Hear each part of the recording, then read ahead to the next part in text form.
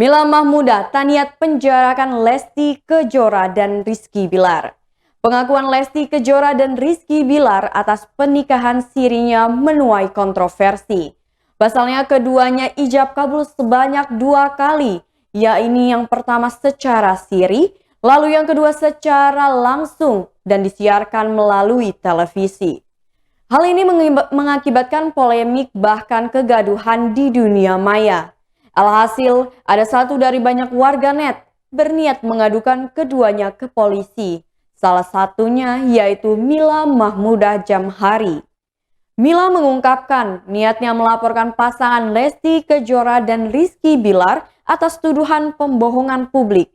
Rizky Bilar dan Lesti Kejora menikah secara negara pada 19 Agustus 2021. Namun mereka sudah menikah siri pada awal 2021. Dalam pernikahan secara negara yang disiarkan televisi, Rizky Bilar kembali mengucap ijab kabul. Lesti dan Bilar mengaku telah menikah siri secara eksklusif dalam perilisan Leslar Entertainment. Hal tersebut menurut Mila mempermainkan syariat Islam terkait dengan pernikahan.